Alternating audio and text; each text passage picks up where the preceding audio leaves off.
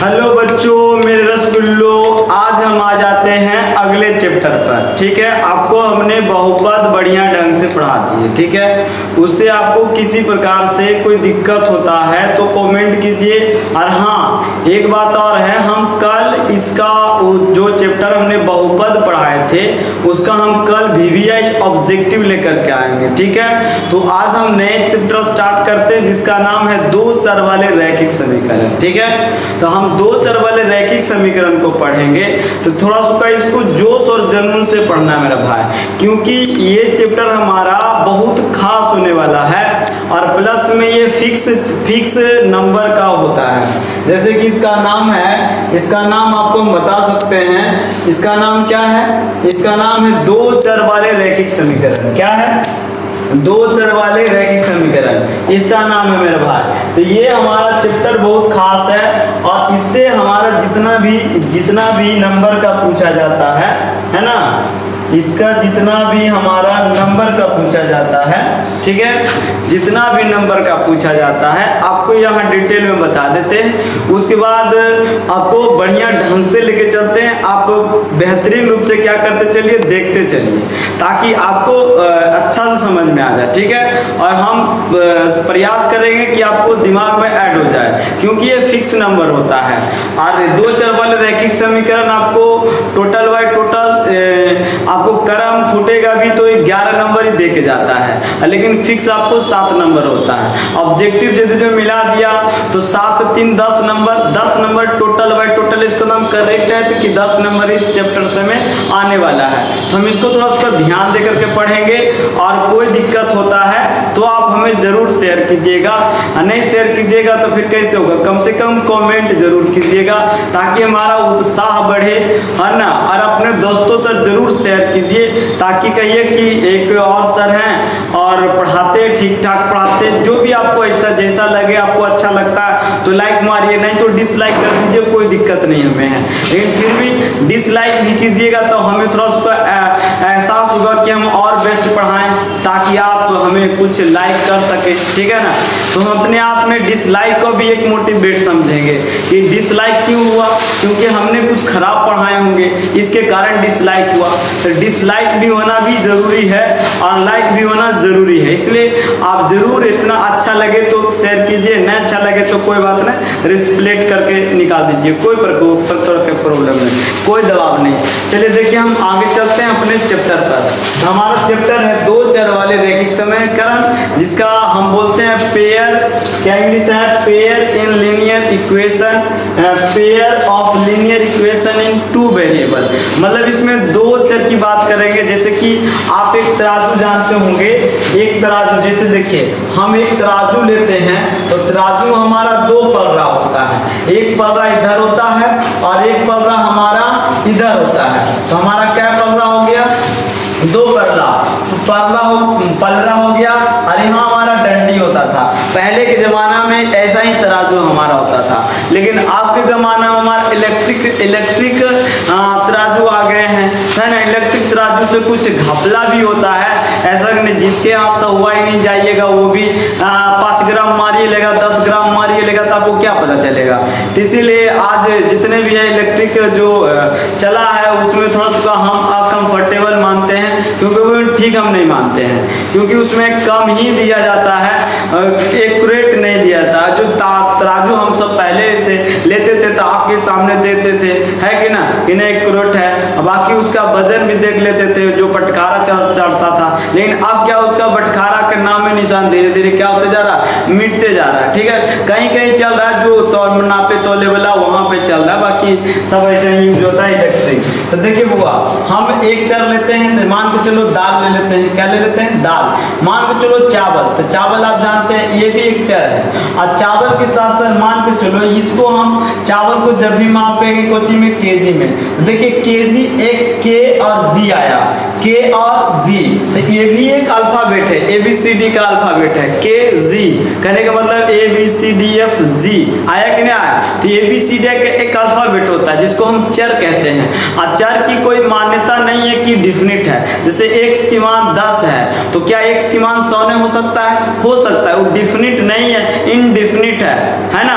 आचर हो गया, जैसे 10 रुपया हम आपको दे दिए तो आप 10 रुपया दे दिए, तो आप बताइए 10 रुपया दे दिए तो आपसे हम 20 रुपया की आकांक्षा रखेंगे, तो आप तुरंत बोल दीजिएगा नहीं सर आपने हमें 10 रुपया दिए थे, और 10 रुपया के अलावा हम आपको कैसे 20 रुपया दे दें। पैसा दिए, खिलाना पिलाना अलग बात है, लेकिन दिए जो एक्यूरेट आप जो ही दिए वही ले सकते हैं, फालतू नहीं ले सकते हैं, ठीक है। तो देखिए केजी, मान के चले 10 केजी हम ले लिए, 10 केजी, यहाँ 10 केजी का बटखारा रखिएगा, है कि ना। तो देखिए दोनों अलग अलग चीज है, ये चावल है और ये हमारा संख्या वाला है, जैसे 5 केजी 10 केजी ये हमारा बटखारा है ना। तो ये चर है, तो हम इसके जगह पर क्या लिखेंगे x, और इसके जगह पर क्या लिखेंगे y, है ना। यही दोनों का खेल है, x और y का, और इसमें से ज्यादा का खेल नहीं है, कुछ कुछ k आता है, तो लेकिन x y का सबसे ज्यादा इसमें खेल है, इस बात को याद रखिएगा।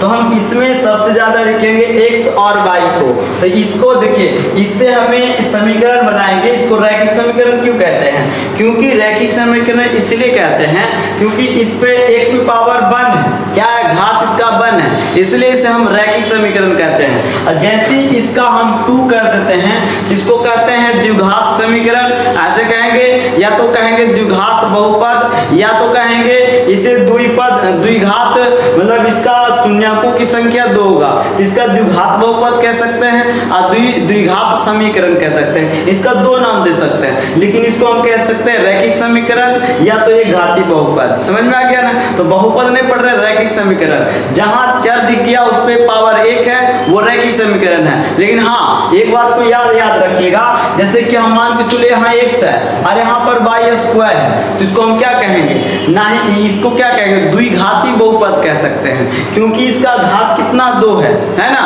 और लेकिन एक बात और है, ये 2 चर में है, क्या चर में है, 2 चर में, एक x है और एक y है, वो अलग अलग जाति के हैं, ठीक है। तो इसको द्विपदी बहुपद ज्यादातर कह दें, लेकिन याद रखिएगा जब मान के चलिए कि 4x के क्यूब है, प्लस में 4x स्क्वायर है, प्लस में 3x है, प्लस में 4 है, मान के चले इस पे 1 है, एक देखिए 1 2 3, तो जो सबसे बड़ा पद होता है उसको हम घाती बहुपद कहते हैं, या तो पद गिनिएगा तो जो जितना पद रहेगा उसको हम क्या कहेंगे, पदी बहुपद। इसमें घात बड़ा देखेंगे तो 3 बड़ा है तो इसको त्रिघाती बहुपद कहेंगे, और यदि जो पद गिनेंगे तो 1 2 3 4 तो 4 पदी बहुपद, इसमें घात को कोई एंट्री नहीं होता है। तो इस बात को याद रखिएगा, जिस चर के घात 1 हो उसे हम कहेंगे द्विघात सॉरी 2 चर वाले रैखिक समीकरण कहेंगे, सीधे बोलेंगे रैखिक समीकरण, जिसका एक घात का किसी चर का एक घात है, रैखिक समीकरण में आता है, लीनियर इक्वेशंस, ठीक है। यहाँ तक आप समझ गए होंगे।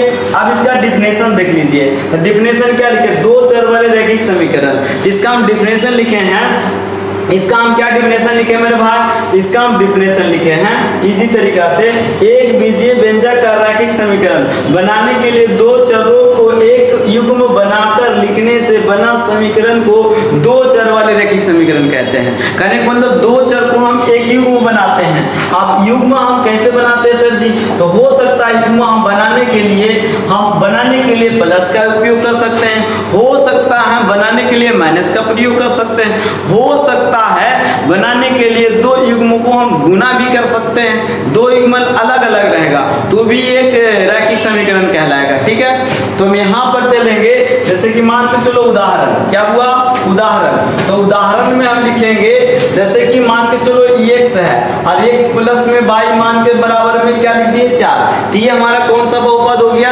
2 चर वाले रैखिक समीकरण। कौन चर वाले, 2 चर वाले रैखिक समीकरण। लेकिन यहाँ पर हम ऐसे कर देते हैं, जैसे कि देखिए आपको इसमें 2 चर वाले रैखिक समीकरण में मेन मुद्दा क्या पढ़ना है सर जी, तो ये पढ़ना इसका व्यापक रूप होता है, व्यापक है ना, व्यापक रूप। तो व्यापक रूप क्या होता है मेरा भाई, तो व्यापक रूप होता है a, यहाँ होता है a1x प्लस में b1y प्लस में c1 इक्वल टू में क्या होगा 0।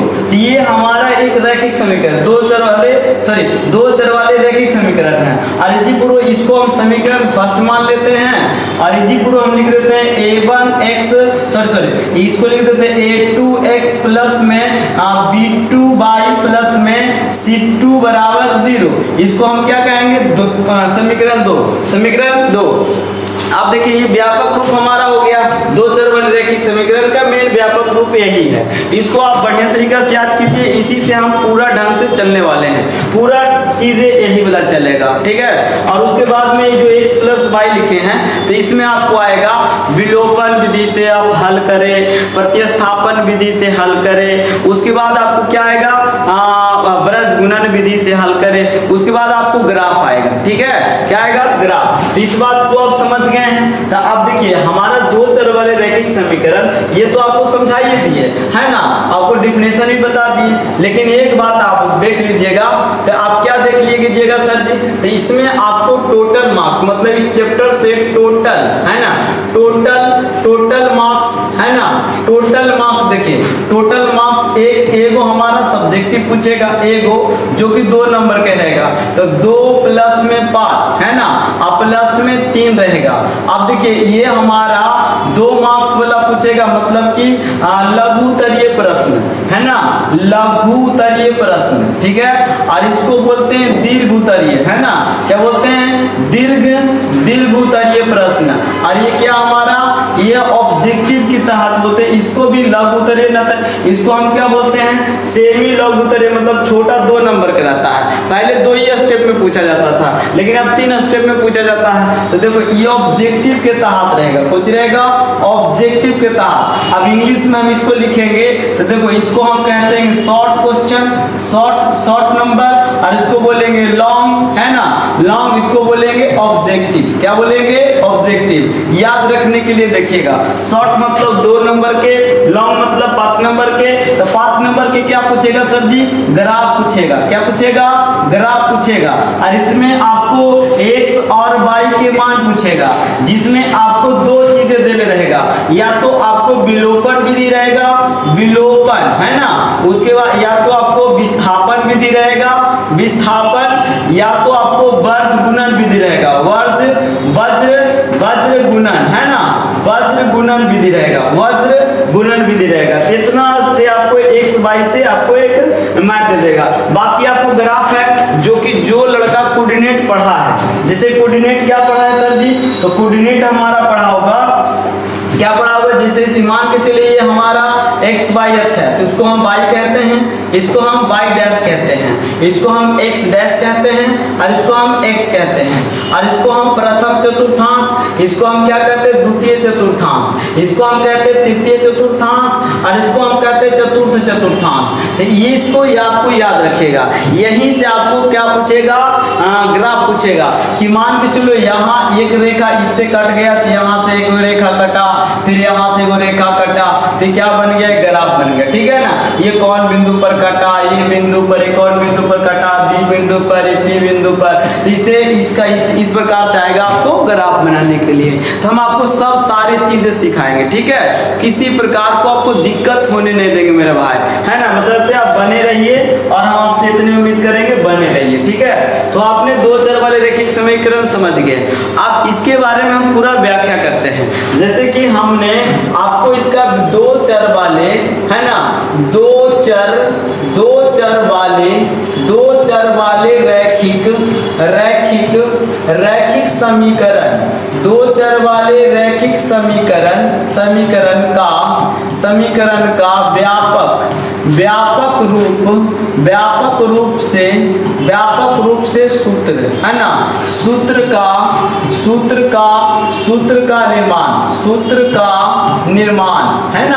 सूत्र का निर्माण देखिए ये अपने मन से लिखे हैं, ये कॉपी में या तो किताब में आपको नहीं मिलेगा, ठीक है। इस बात को याद रखिएगा। आपको ये शब्द हम समझने के लिए लिखे हैं, क्या करने के लिए, समझने के लिए, कि आप समझ सकते हैं, ठीक है। तो हम इसको समझने के लिए हमें क्या 2 चर वाले, तो सबसे पहले हम व्यापक रूप लिख देंगे a1x प्लस में लिख देंगे b1 बाई प्लस में c बराबर लिख देंगे समीकरण क्या लिख देंगे फर्स्ट। उसके बाद में दूसरा समीकरण लिख देंगे a2x प्लस में b2 बाई प्लस में C2, इसको बंद कर देंगे बराबर में 0 समीकरण फर्स्ट। ठीक है सेकेंड। अब इससे हमें दो चीजें निकालेंगे, एक दूसरे के समानुपाती करेंगे। तो कहेंगे समीकरण 1 और समीकरण 2 को उसी की स्थिति में समानुपाती करते हैं। तो जैसे कि यहाँ पर बताते हैं, इससे हमें बनता है 3 फार्मूला। पहला बनता है a1 बटा a2 है ना, a1 बटा 2 a1 a2 है ना, x वाला लिए, अब y वाला लेना है, बराबर करना है b1 बटा b2। ठीक है, अब यहाँ बराबर करना है, यहाँ पर क्या लिखेंगे c1 बटा c2। हमने सब बराबर कर दिए। अब देखिए एक और आएगा, दूसरा आएगा, सबके बारे में समझाएंगे, टेंशन लेने का नहीं। a1 बटा a2 और यहाँ पर लिखा है इक्वल टू नॉट b1 बटा b2 बराबर c1 बटा c2 है ना, दूसरा हो गया। अब तीसरा बताते हैं, तीसरा कैसे लिखना होगा सर? तो तीसरा हमारा होता है a1 बटा a2 इक्वल टू b1 बटा b2 equal to not c1 बटा c2 है ना। हमारे 3 गो सूत्र है पूरे हमारे मैथ में। ठीक है, 3 गो सूत्र, एगो वर्ग गुणन विधि का सूत्र आता है, तो उसका एक एक्स्ट्रा सूत्र है, उसको जल्दी स्टूडेंट को याद नहीं होता है। ठीक है, तो वो वाला हम बताएंगे, आपको याद करवाएंगे, टेंशन लेने वाली बात नहीं है। चलिए देखिए, तो हमने इसका चीजें पढ़ा दी है, लेकिन बात ये है इसको हमें समझे कैसे सर? आप तो लिख दिए, आप तो समझते होंगे, लेकिन हम तो नहीं समझते।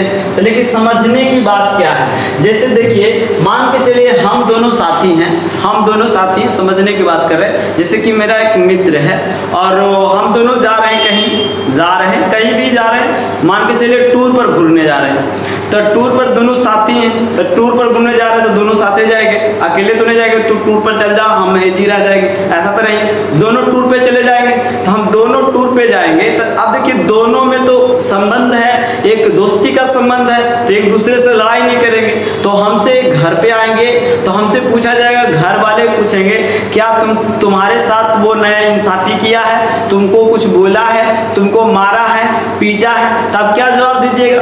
दोस्त है, नहीं मारा है, न पीटा है, न कुछ किया, न जवाब दिया है। तो आप क्या है?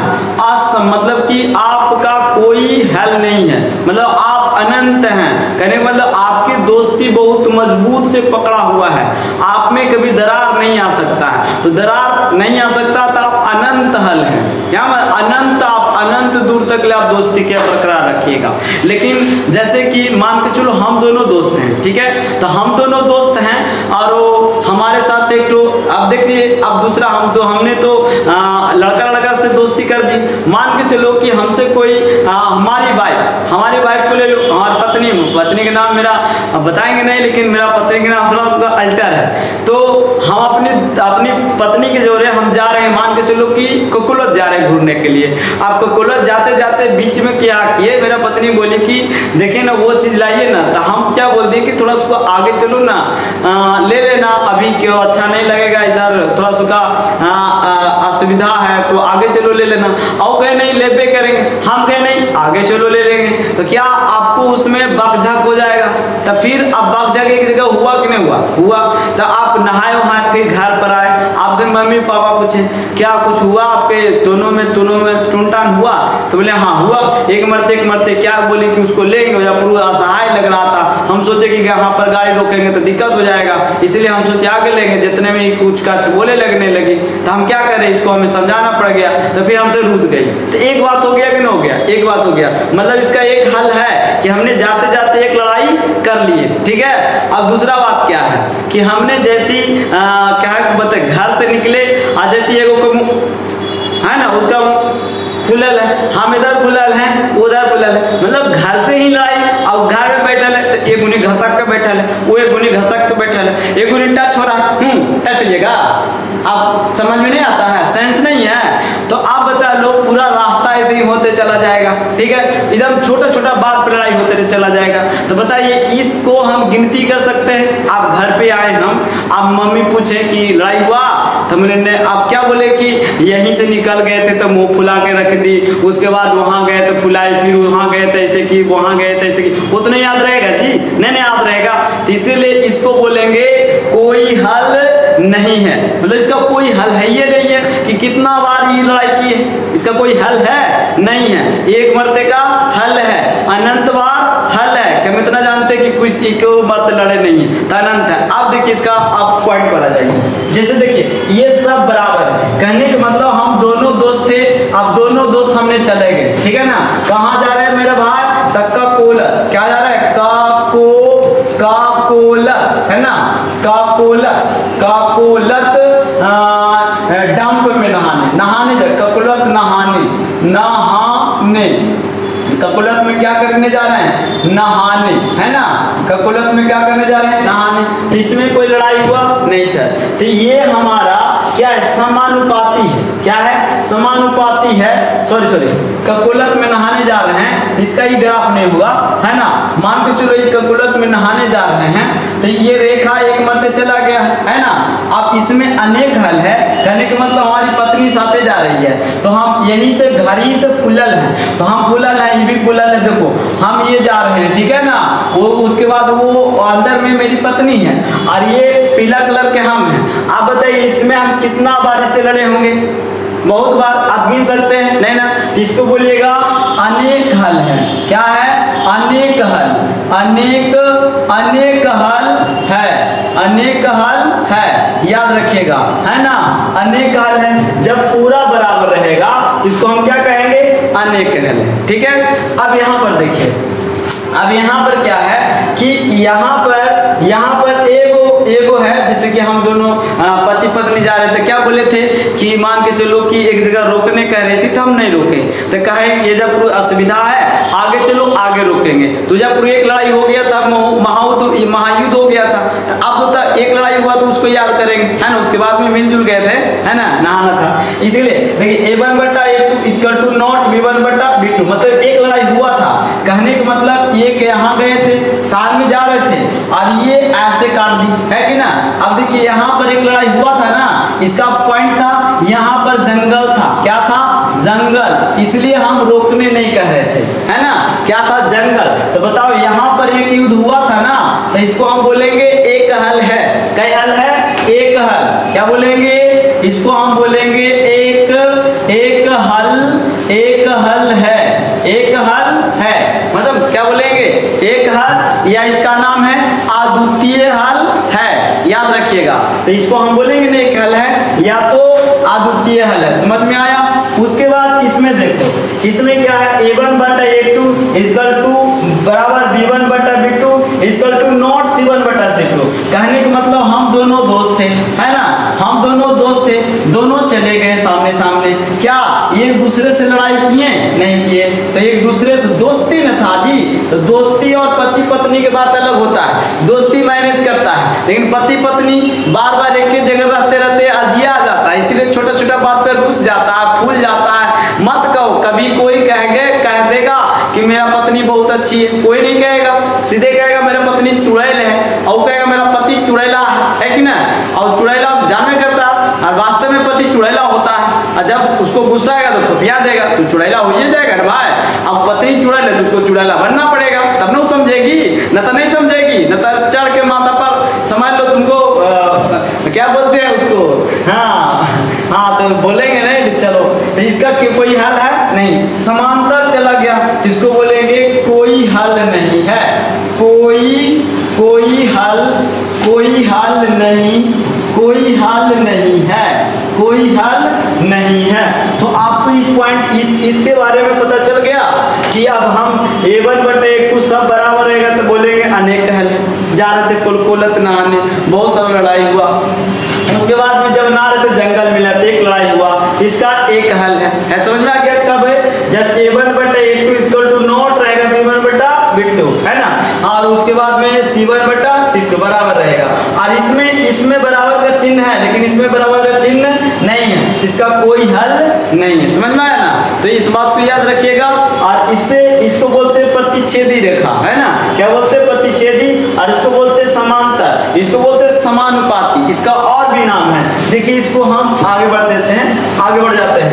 यदि जो हमारा यहाँ से यहाँ चला गया, इसको हम कहते हैं समांतर रेखाएं, समानुपाती नहीं, समांतर, है ना। क्या बोलते हैं? समांतर रेखाएं। क्या बोलते हैं? समांतर रेखाएं। लेकिन इसको ऐसे करके अरे वो ऐसे काट दिया, किसको बोलते हैं? प्रतिच्छेदी रेखाएं, प्रतिच्छेदी रेखाएं। क्या बोलते हैं? प्रतिच्छेदी रेखाएं। लेकिन एगो ऐसे गया और इसी पर एगो ऐसे चला गया, क्या दोनों एक पर चला गया ना, इसको बोलते हैं समपाती, समानुपाती है ना, समपाती, समपाती, समपाती रेखाएं, समपाती रेखाएं, याद रखिएगा, समपाती रेखाएं, इस सब को याद रखिएगा। समांतर रेखाएं, प्रतिच्छेदी रेखाएं, समपाती रेखाएं, ठीक है। इसके आगे बढ़ते हैं। अब आगे पर हमारा क्या है? तो अब आगे पर, अब इसका आगे क्या है? तो आगे पर इसमें सिंपल सी बात है कि जब हम इसको मैथ बनाएंगे तो मैथ में दो समीकरण दे रहेगा, दो इक्वेशंस दे रहेगा। तो पूछिएगा इसका अनेक हल है कि एक हल है कि इसमें से कोई हल नहीं है। तो देखिए आपको ऐसे क्वेश्चन रहेगा, लिखा रहेगा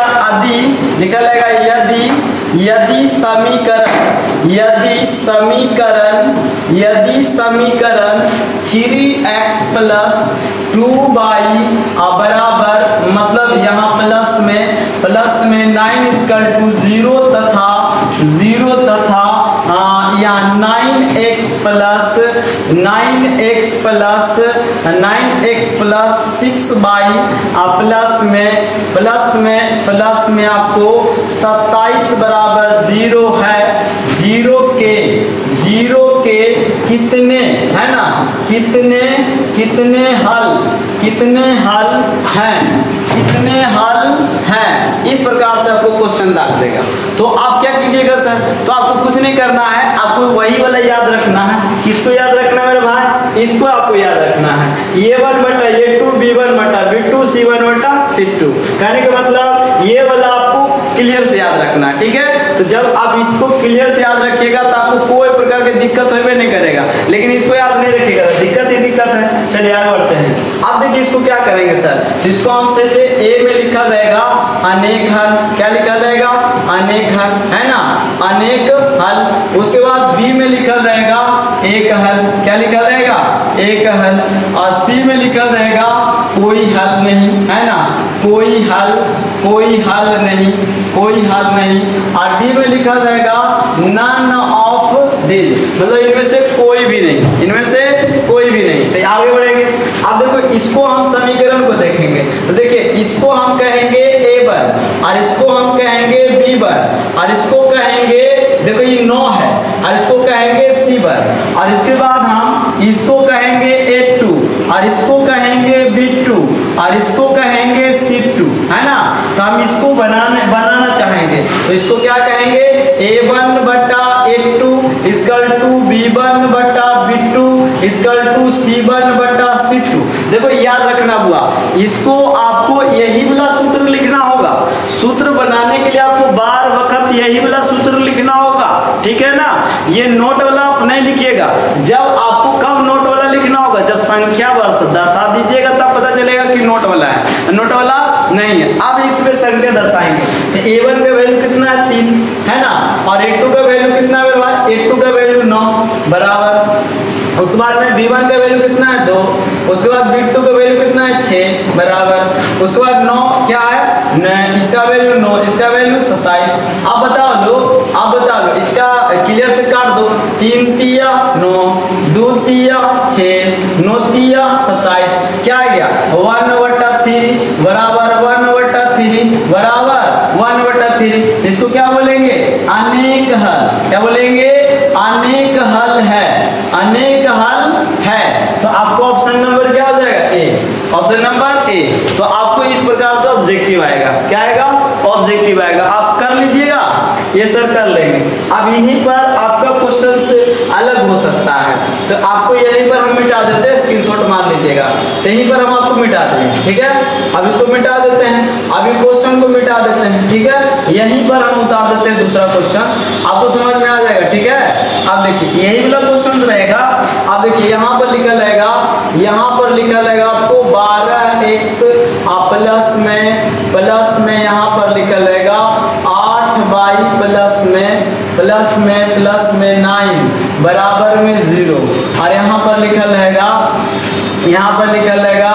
यहाँ पर आपको लिखा रहेगा 6x प्लस में 24y प्लस में 27 इक्वल टू 0। अब इसको देखना है ना, तो इसको कैसे देखना है, तो इसको हम क्या बोले थे, समीकरण जो पहला है, जो पहला समीकरण है, इसको हमें क्या बोलना है a1, इसको क्या बोलना है b1, इसको क्या बोलना है c1, और इसको क्या बोलना है a2, इसको क्या बोलना है b2, इसको क्या बोलना है c2। समझ में आ गया?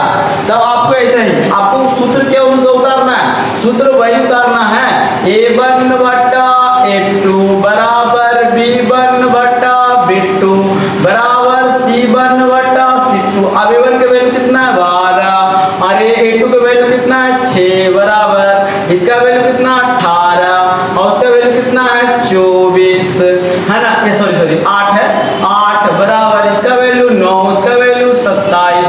अब देखो 6 दूनी 12 है ना, अब देखो 8 तिया 24 1/3 बराबर 9 तिया 27 1/3। देखिए इसका बराबर नहीं, इसका बराबर नहीं, तो इसको हम क्या कहेंगे, अनेक हल की एक हल, तो बोलेंगे एक हल। क्या हल?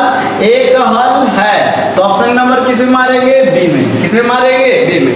तो आप इसको बना लीजिएगा, तो आपको ऑब्जेक्टिव इस प्रकार से पूछेगा। लास्ट ऑब्जेक्टिव आपको बताते हैं, आपको यही वाला चेंज कर देते हैं, ठीक है। आपको समझते चलिएगा मेरा भाई, एकदम सेम टू सेम ऐसी क्वेश्चन आता है, इसलिए हम बता रहे हैं, ध्यान दीजिएगा। अब जैसे कि मान के चलो इसमें लिखल है, यहाँ लिखल है 7x प्लस में 24y प्लस में 10 बराबर 0, और इसमें लिखल है 14x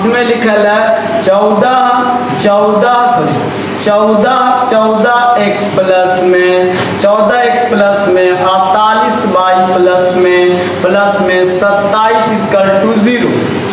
27 equal to 0।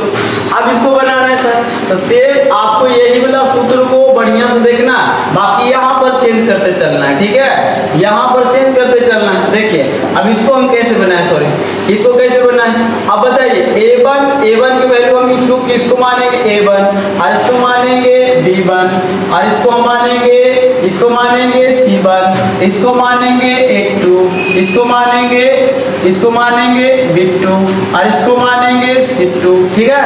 a1 a2 b2 c1 है ना, सब कर लिए।